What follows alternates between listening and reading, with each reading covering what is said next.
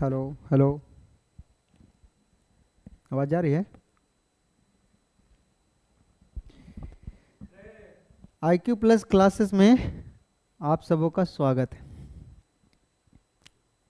मेरे प्यारे साथियों। ये मेंसुरेशन का दूसरा लेक्चर है। पहला वाला लेक्चर में हम लोग 2 डायमेंशनल पूरा पढ़ चुके थे। इस बार हम लोग 3 डायमेंशनल पढ़ेंगे। तो उससे पहले आपको याद दिला दें, अब की बार 450 के पार। देखिए, इसको नहीं भूलना। ये हमेशा हर एक क्लास में चाहे कोई भी टॉपिक चले, ये थीम हमको एकदम दिल में नहीं, धड़कन में नहीं, किडनी गुर्दा फेफड़ा सगरों बैठा लेना। अब की बार 450 के पार, अब की बार 450 के पार। ये एकदम हर जगह, हर सेल से ये आवाज़ निकलना चाहिए, आपके बॉडी के हर सेल से ये आवाज़ निकलना चाहिए, तभी ये 450 के पार होगा। नहीं तो वही मोदी जी की तरह हम भी 400 पार करके 300 पीछे रह जाएंगे। समझ रहे हैं? सीधे सीधे टॉपिक के पास हम लोग आते हैं। तो हम लोगों को 3 डायमेंशनल पढ़ना है। मेंसुरेशन का ये फाइनल चैप्टर, फाइनल पार्ट है। इसके बाद हम लोग प्रैक्टिस सेशन लाएंगे। 5-6 प्रैक्टिस सेशन में पूरा मेंसुरेशन खत्म हो जाएगा। अभी थ्योरी वाला सेशन चल रहा है। तो 3 डायमेंशनल में 3-3 डायमेंशन होगा। उसमें सिर्फ लंबाई और चौड़ाई रहता था, इसमें ऊंचाई भी रहता है। और इसका पहला एग्जाम्पल तो आपका घनाभ में ही है, जिसको बोलते हैं क्यूबाइड। तो इसमें क्या क्या होता है? एक होता है लंबाई, एक होता है चौड़ाई और एक होता है ऊंचाई। लंबाई, चौड़ाई और इसको बोलते हैं क्या? ऊंचाई। घनाभ का आयतन, तो घनाभ का आयतन होता है लंबाई गुना चौड़ाई गुना ऊंचाई। इसी को LBH भी बोलते हैं, L into B into H. घनाभ के कुल पृष्ठ क्षेत्रफल, देखिए ये इंग्लिश मीडियम वालों को थोड़ा सा दिक्कत कर सकता है, तो हम साइड में हिंदी लिखेंगे, आपको दिक्कत होने नहीं देंगे। समझ रहे हैं? हाँ। तो हमारा क्या है? घनाभ के आयतन, उसको बोलते हैं वॉल्यूम, वॉल्यूम ऑफ क्यूबॉइड। तो हम सिर्फ वॉल्यूम लिख देते हैं। अच्छा, वो क्या है? कुल पृष्ठ क्षेत्रफल, जिसको बोलते हैं टोटल सरफेस एरिया। क्या बोलते हैं? Total surface area. Total surface मतलब इसमें जितने भी सरफेस हैं। तो इसमें है क्या गो सरफेस? तो ध्यान से देखिए, तो 6 गो सरफेस है, 8 गो कोन है और 12 गो एज है। ध्यान से देखिएगा, सरफेस, एंगल और एज, इसको बोलते हैं सतह, इसको बोलते हैं कोन और इसको बोलते हैं किनारा। ध्यान से समझिए, इसमें टोटल मिला के 6 गो सरफेस है। सरफेस मतलब होता है सतह, फ्लैट। और किनारा, सॉरी कोन 1 2 3 4, ऊपरे 4 गो हो गया और नीचे 4 गो, 1 2 3 4, तो 4 4 8 गो। तो सरफेस कै गो है? तो हमारा इसमें सरफेस रहा 6 गो। सतह कै गो है? तो सॉरी कोन कै गो है? तो कोन आप 8 गो है। और एज, एज मतलब होता है किनारा। तो किनारा कै गो? देखिए 1 2 3 4, किनारा मतलब पूरा किनारे किनारे नहीं है, कॉर्नर की तरह, उसको बोलते हैं किनारा। मतलब एक एग्जांपल अगर लें हम, तो देखिए ये जो है ना, ये किनारा है और कोन इसको बोलते हैं।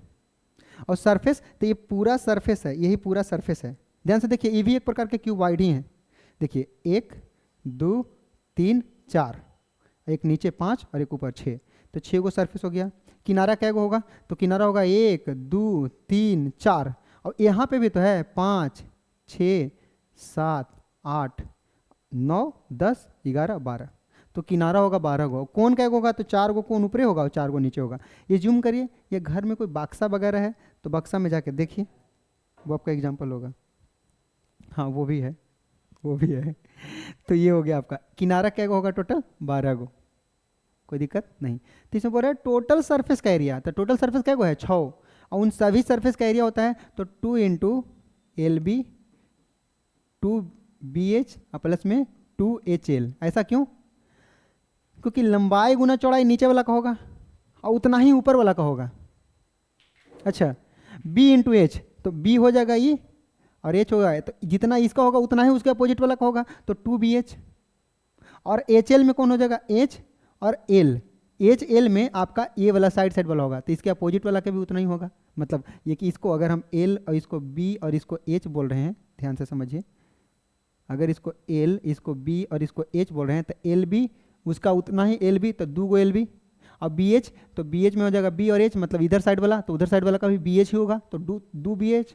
और एच एल में हो जाएगा आपका एच और एल, तो एच एल के अकॉर्डिंग इधर वाला, तो इसके जस्ट उस साइड वाला भी उतना ही होगा, तो दो गो होगा। इसी वजह से सब में से 2 कॉमन हो जाता है, तो 2 इंटू एल बी और प्लस में बी एच और प्लस में एच एल हो जाता है इसका टोटल सरफेस एरिया। लेकिन यदि एरिया ऑफ 4 वॉल बोले, चारों दीवार के क्षेत्रफल बोले, तो चारों दीवार के क्षेत्रफल कैसे होता है ये देखते हैं। देखिए ये सब चीज़ अगर आपको हम लिख के मिटा देते हैं तो आप दोबारा लिखने के लिए फिर से वापस आ सकते हैं, क्योंकि वीडियो में थोड़ी ना मिटा है, हम अभी ना मिटा रहे हैं।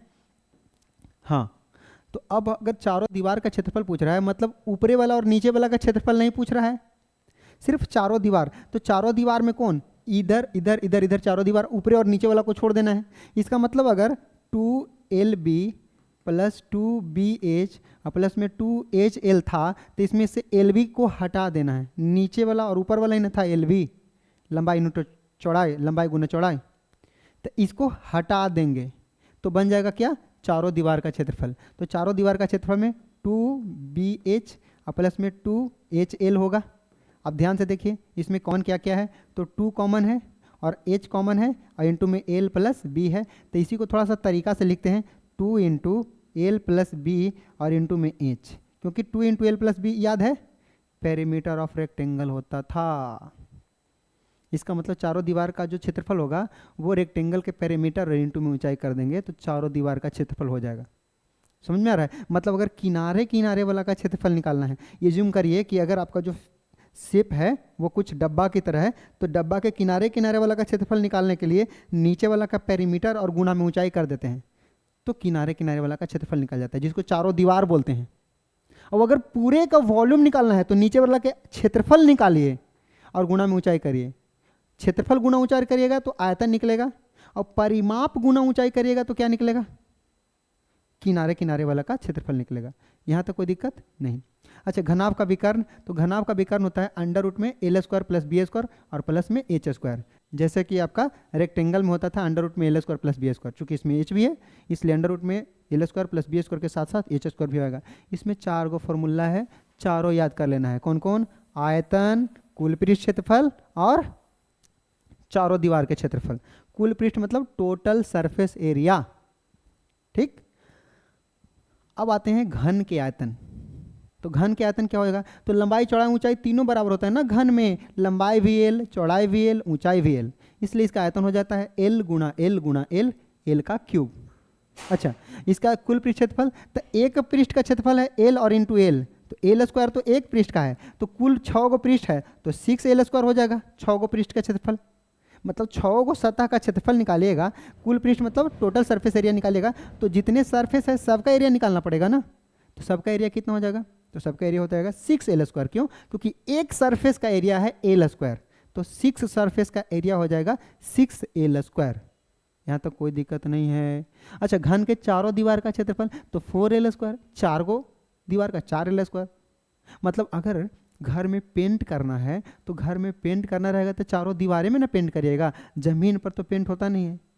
अब मान लिया कि किसी किसी को ऊपर में भी पेंट नहीं करना है, सिर्फ चारों दीवार में पेंट करना है, तो चारों दीवार का क्षेत्रफल निकाल के और पेंट करने के खर्चा से गुना कर देंगे कि 1 मीटर स्क्वायर पेंट करने का कितना खर्च है, तो इतना मीटर स्क्वायर क्षेत्रफल का कितना होगा। ये सब हम लोग यूज करेंगे प्रैक्टिस में तो ज़्यादा बढ़िया से समझ में आएगा। अभी मेन फोकस करना है कि हमको फॉर्मूला याद होना चाहिए, मेन पॉइंट है फॉर्मूला याद होना चाहिए, क्योंकि इसका हम यूज करेंगे ना तो उसको पूछेंगे बाबू चारों दीवार का क्षेत्रफल क्या होता है, घन के, घनाभ के, तो वहाँ पे आपको याद होना चाहिए। समझ में आ रहा है? अच्छा, घन के विकर्ण तो उसका √2 इंटू साइड होता था, याद है वर्ग का, इसका √3 और इंटू में साइड है, एल भी इसका साइड है। फर्क वैसे है कि वर्ग में साइड ए होता था और घन में साइड एल है। समझ में आ रहा है? इसलिए इसका विकर्ण होगा √3L और उसका विकर्ण होगा √2A। यहाँ तक तो कोई दिक्कत नहीं है सर, घन और घनाभ हो गया खत्म। आगे चलते हैं सर, अगला है हमारा कौन, बेलन, खोखला बेलन। अब बात समझिए, बेलन, बेलन का आयतन क्या होता है? तो हमारा बेलन का जो आयतन होता है वो होता है पाई आर स्क्वायर इंटू में एच। पाई आर स्क्वायर क्यों? क्योंकि बेलन में ना नीचे वृत्ताकार रहता है, दिख रहा है, और इंटू में ऊंचाई। आपको बोले थे आयतन निकालने के लिए आधार का क्षेत्रफल और गुना में ऊंचाई कर दीजिए, आयतन निकल जाएगा। जैसे अभी हम थोड़ा देर पहले आपको दिखाए हैं कि आधार का क्षेत्रफल लंबाई गुना चौड़ाई और गुना में ऊंचाई किए थे तो इसका आयतन निकल गया था। अच्छा, और बोले थे कि अगर आपको चारों दीवार का क्षेत्रफल मतलब किनारे किनारे, क्योंकि इसके लिए चारों दीवार किनारे ही ना हुआ, तो किनारे किनारे वाले जो पृष्ठ है, सतह है, उसका क्षेत्रफल निकालने के लिए आप क्या करिए कि उसका पेरीमीटर निकाल दीजिए और गुना में ऊंचाई कर दीजिए। किसका? नीचे वाला का पेरीमीटर निकाल दीजिए और गुना में कर दीजिए ऊंचाई। तो भाई नीचे वाला का पेरीमीटर निकालेगा तो नीचे में तो रेक्टेंगल है, तो रेक्टेंगल का परिमाप और गुना में ऊंचाई हो जाएगा। Problem solve. Yes sir. तो ठीक उसी प्रकार से यहाँ हम देखेंगे तो वृत्त का क्षेत्रफल और गुना में ऊंचाई कर देंगे तो इसका आयतन निकल जाएगा, मतलब वॉल्यूम निकल जाएगा। और बेलन का पृष्ठ क्षेत्रफल क्या है? पृष्ठ। इसी को पृष्ठ क्षेत्रफल ना बोल के कई बार वक्र पृष्ठ क्षेत्रफल भी बोला जाता है। भाई वक्र का मतलब होता है कर्व, तो इसमें ये कर्व ही ना है। ये वाला पार्ट ध्यान से देखिए, तो ये कर्व है कि नहीं है? कर्व है कि नहीं है? ये वाला पार्ट देखिए, कर्व है कि नहीं है? दिख रहा है कर्व है, तो इसको बोलते हैं कर्व। वक्र है, वक्र। फ्लैट होता है तो एकदम सीधा होता है, समतल होता है, और जब कर्व होता है तो मतलब ऐसा होता है। समझ रहे हैं? तो अगर वक्र पृष्ठ का क्षेत्रफल पूछे, इसका मतलब वो पूछ रहा है curve surface area. Curve surface area. और कर्व सरफेस एरिया क्या होता है? तो वो बोले थे आधार का पेरीमीटर और गुना में ऊंचाई कर दीजिएगा तो किनारे किनारे वाला का क्षेत्रफल निकल जाएगा। तो आधार का पेरीमीटर 2 पाई आर होगा बाबू। क्यों? क्योंकि वृत्त है और इंटू में एच। अगर वॉल्यूम निकालना है तो पाई आर स्क्वायर और इंटू में एच, वॉल्यूम निकल गया, कर्व सरफेस एरिया निकल गया। अब इसमें एक टोटल सरफेस एरिया होता है, उसमें नहीं होता था। किसमें? घनाभ में, क्योंकि घनाभ में कोई पृष्ठ कर्व होता ही नहीं था, सभी के सभी फ्लैट होता था। और इसमें कुछ सरफेस कर्व है और कुछ सरफेस फ्लैट है। तो जब कर्व सरफेस एरिया बोले तो हम सिर्फ कर्व वाला सरफेस का एरिया निकालेंगे, और जब टोटल सरफेस एरिया बोलेगा तो कर्व वाला भी ऐड करेंगे और फ्लैट वाला को भी ऐड करेंगे। तो अगर टोटल सरफेस एरिया की बात करें तो 2 पाई आर एच, ये तो कर्व वाला हुआ। अब प्लस में फ्लैट कौन है? तो नीचे में सर्कल है, ऊपर में भी सर्कल है। सर्कल का एरिया क्या होता है? तो सर्कल का एरिया होता है पाई आर स्क्वायर। तो जितना नीचे उतना ही ऊपर, तो 2 पाई आर स्क्वायर जुड़ जाएगा। दो को जुटेगा ना दोनों फ्लैट सरफेस का। अब दोनों में से देखिए 2 पाई आर इसमें भी है, 2 पाई आर इसमें भी है, तो 2 पाई आर कॉमन ले लीजिएगा तो बचेगा एच और प्लस में आर। ये होता है टोटल सरफेस एरिया, जो कि आपको लिखा हुआ है, पूरा बना बनाया हुआ फॉर्मूला दिया हुआ है। ये हम दिखा रहे हैं कि होता कैसे है। अच्छा, बेलन का आधार का क्षेत्रफल तो वो पाई आर स्क्वायर ही होगा। क्यों? क्योंकि दोनों में से किसी को भी आधार पलट करके रख दीजिए, इसको ऐसे उलट कर रख दीजिए, फिर चाहे ऐसे उलट करके रख दीजिए, दोनों आधार बराबर हैं, क्योंकि दोनों वृत्त बराबर है। कोई भी वृत्त बड़ा, कोई भी वृत्त छोटा नहीं है, इसलिए आधार नीचे वाला को बोलते हैं, तो आधार का क्षेत्रफल पाई आर स्क्वायर ही होगा। समझ में आ रहा है? यहाँ तक कोई दिक्कत नहीं। अब खोखला बेलन क्या होता है? तो खोखला बेलन एक ऐसा बेलन होता है जो एक बेलन के अंदर एक और बेलन डाला जाता है। जैसे कि रिंग हम लोग पढ़े थे, एक वृत्त के अंदर एक और वृत्त डाल देते हैं तो रिंग बन जाता है। वैसे ही एक बेलन के अंदर एक छोटा बेलन डाल देते हैं तो रिंग खोखला बेलन बन जाता है। यह ऑब्वियस बात है भाई, छोटा बेलन डालोगे तभी तो उसके अंदर जाएगा। अगर सेम साइज के बेलन डालिएगा तो ऊपर ही टंग नहीं जाएगा। अच्छा, बड़ा बेलन डाल दीजिएगा तो वो वाला घुस जाएगा इसके अंदर। समझ में आ रहा है? तो कहने का मतलब है कि खोखला बेलन में एक बेलन जो है वो छोटा रहता है और दूसरा बेलन उससे थोड़ा बड़ा रहता है। अब खोखला का कुछ मोटाई होता है, जैसे बांस का एक आप टुकड़ा लीजिएगा ना बीच से, तो वो खोखला होता है। लेकिन अगर किसी लकड़ी का मतलब किसी पेड़ का टुकड़ा लीजिएगा तो वो खोखला नहीं होता है, वो बेलन होता है। जो घर में बेलना होता है रोटी बनाने वाला, वो भी बेलन होता है, वो खोखला नहीं होता है।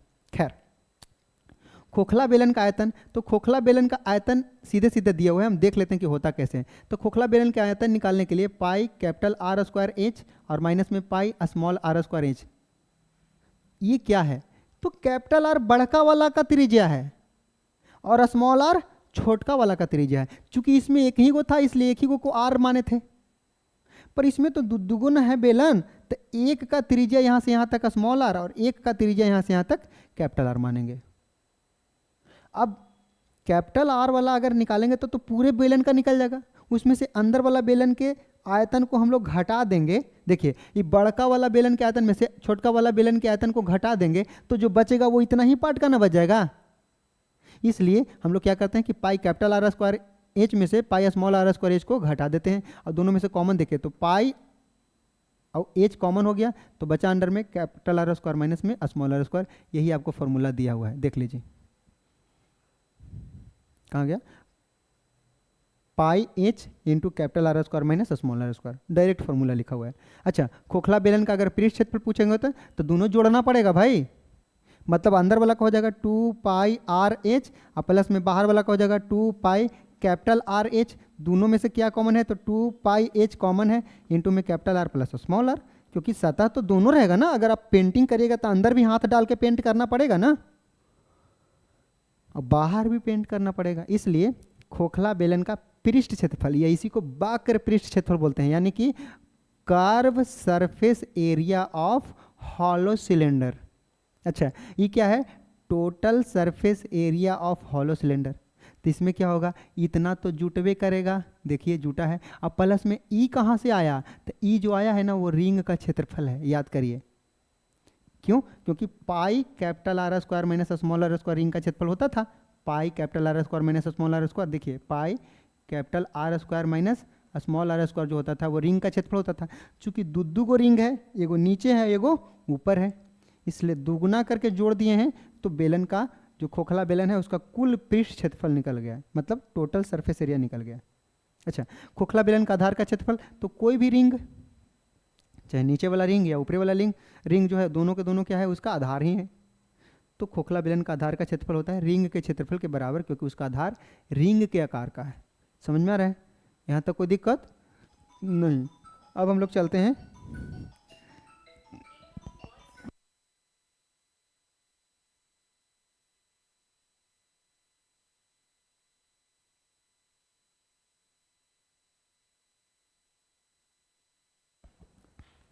अब हम लोग आते हैं शंकु के पास। शंकु, अगर आप ध्यान से देखें तो ये जो हमारा शंकु है वो बेचारा पहले बेलन ही था। देखिए हुआ यूँ है कि बेलन के आधार को छोड़ दिया है, इसको ऐसा उसके ऊपरी वाला आधार को एकदम सटा दिया है, तो क्या बन गया है शंकु। मतलब शंकु जो है ना वो बेलन से मिलता जुलता है। और ध्यान से देखें तो 1 पार्ट 2 पार्ट और 3 पार्ट में डिवाइड किया हुआ लगता है। इसी वजह से जो इसका आयतन होता है उसी का 1/3 कर दीजिएगा तो शंकु का आयतन निकल जाएगा। याद करिए पाई आर स्क्वायर एच होता था बेलन का आयतन, पाई आर स्क्वायर होता है बेलन का आयतन, उसका 1/3 कर दीजिएगा तो शंकु का मिल जाएगा। और शंकु 1/3 लग भी रहा था जो अभी दिखाएं। अच्छा शंकु का पृष्ठ क्षेत्रफल, तो ध्यान से देखिए ना इसमें जो है ना एक नया एल जन्म ले लिया है, देख रहे हैं। इसको लैटरल हाइट बोलते हैं, इसको रेडियस बोलते हैं, इसको हाइट बोलते हैं। अब ध्यान से देखिए तो यहाँ पे राइट एंगल ट्रायंगल नहीं बन रहा है, तो राइट एंगल ट्रायंगल के अकॉर्डिंग एल का स्क्वायर बराबर होगा आर के स्क्वायर और प्लस में एच के स्क्वायर के। क्यों होगा सर, क्योंकि एल जो है हाइपोटेनस की तरह वर्क कर रहा है, ये बेस की तरह और ये परपेंडिकुलर की तरह। तो एल का स्क्वायर बराबर होगा आर के स्क्वायर प्लस एच के स्क्वायर के बराबर। मतलब क्योंकि एच मतलब हाइपोटेनस नहीं है, यह एच मतलब हाइट है जो कि परपेंडिकुलर की तरह है। यहाँ पे जो आर है वो बी की तरह है, बेस की तरह, और यहाँ पे जो एल है वो हाइपोटेनस की तरह है। तो पाइथागोरस थ्योरम के अकॉर्डिंग सबसे बड़े वाला साइड का स्क्वायर दोनों छोटकन साइड के स्क्वायर के सम के बराबर होगा, इसलिए एल स्क्वायर बराबर होगा R square plus H square. अब चलते हैं इसका पृष्ठ क्षेत्रफल जब निकालते हैं तो वो होता है pi R L, pi into R into L. और ये पाई इतना देर से हम लोग यूज कर रहे हैं, पाई जो होता है उसका वैल्यू 22/7 होता है। जब तक कि आपको बोला ना जाए तब तक आपको 22/7 लेना है। अगर वो बोल दिया कि पाई का वैल्यू 22/7 ना लेके 3.14 लेना है तो आप 3.14 ले लेंगे, ठीक। या और भी वैल्यू दे सकता है 1-2 डिजिट तक आगे तक, ठीक। अब शंकु के कुल पृष्ठ क्षेत्रफल, तो इसका पृष्ठ क्षेत्रफल यानी कि कर्व सरफेस एरिया होता था पाई आर एल। अब हमको टोटल सरफेस एरिया का निकालना है तो पाई आर एल में पाई आर स्क्वायर ऐड करेंगे, पाई आर दोनों में कॉमन है, एल प्लस आर हो जाएगा। ये पाई आर स्क्वायर क्यों ऐड किए, क्योंकि जब आप पाई आर एल किए थे तो सिर्फ कर्व वाला पार्ट आया था, पर नीचे वाला पार्ट तो बाकी था ना वृत्त वाला, इसलिए pi R L plus pi R square कर देंगे तो टोटल सरफेस एरिया निकल जाएगा। इसमें एक और फॉर्मूला ये वाला लिख दीजिएगा, हाइट का स्क्वायर एच का स्क्वायर बराबर आर का स्क्वायर प्लस एल स्क्वायर, जहाँ एच हाइट है, आर रेडियस है और एल जो है लेटरल हाइट है, तिरछी ऊंचाई बोलते हैं उसको। यहाँ से आपका शंकु खत्म। तो क्या क्या हम लोग पढ़ लिए, घन, घनाभ, बेलन, खोखला बेलन और शंकु, मतलब cuboid, cube, cylinder, hollow cylinder और कोन, 5 को पढ़ लिए। अब 5 को आओ पढ़ना है, क्योंकि टोटल 10 को था।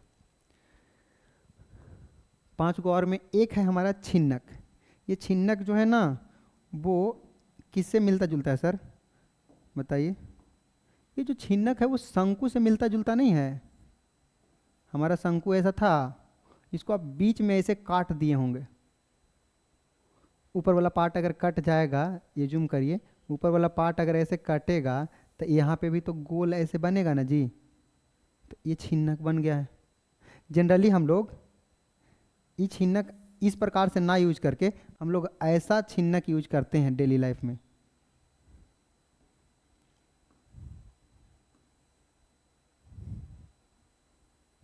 जिसको बाल्टी बोला जाता है।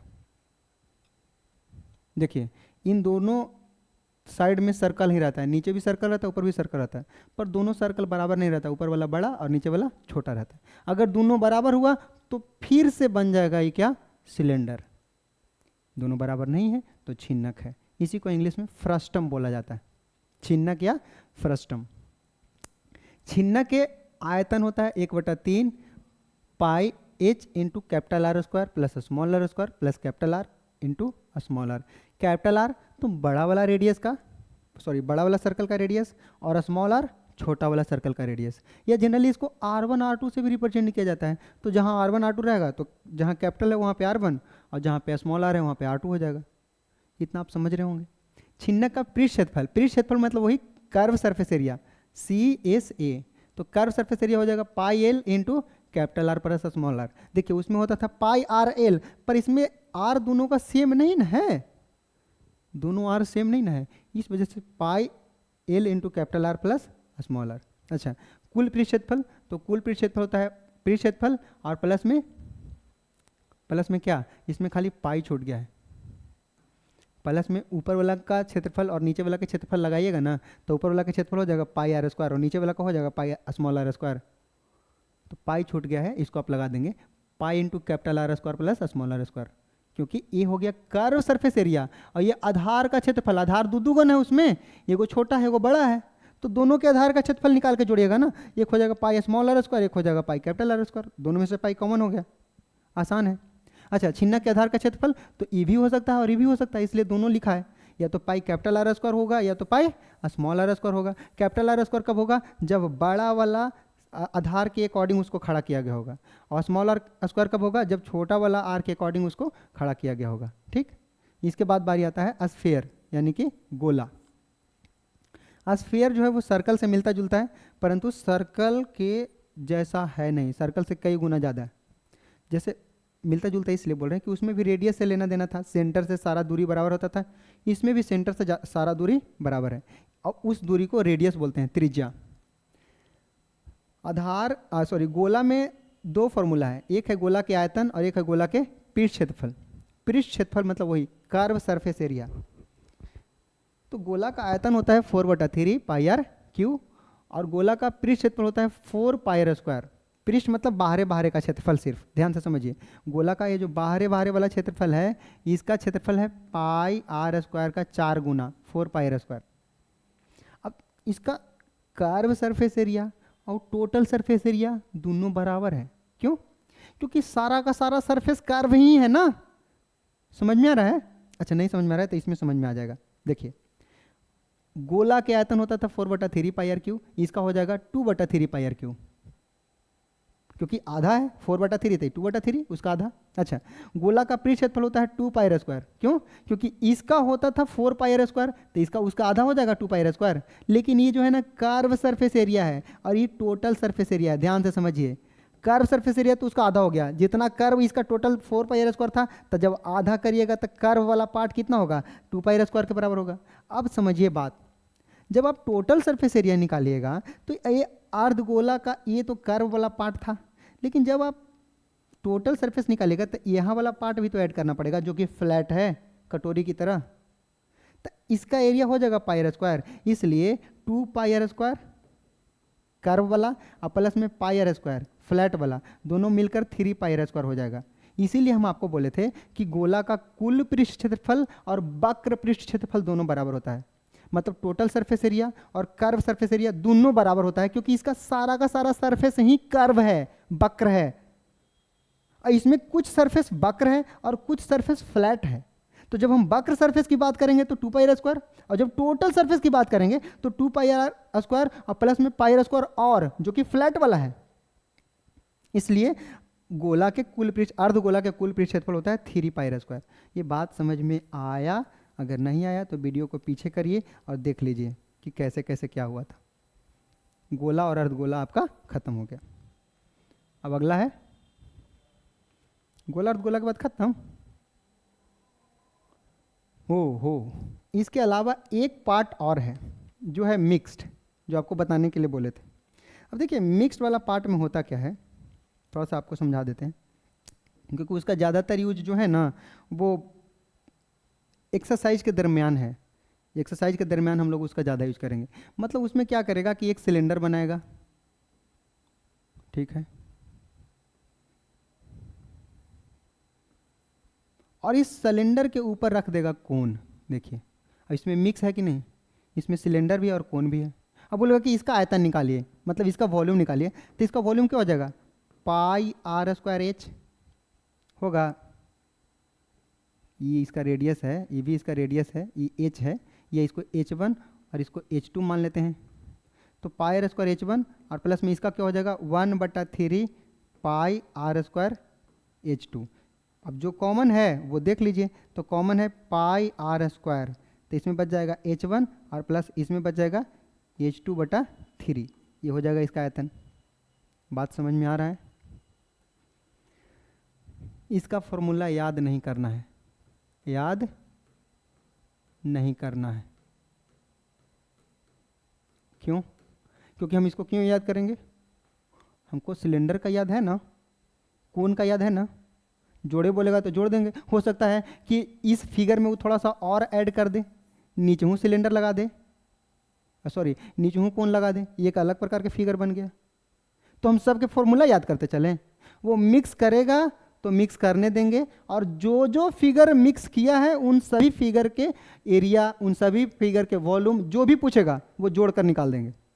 अब मान लिया कि इसके बजाय वो क्या करता है कि वो एक अर्धगोला बनाता है, ठीक है, हेमिस्फीयर बनाता है, और इसके ऊपर में कोन बना देता है, बोलता है इसका आयतन निकालिए।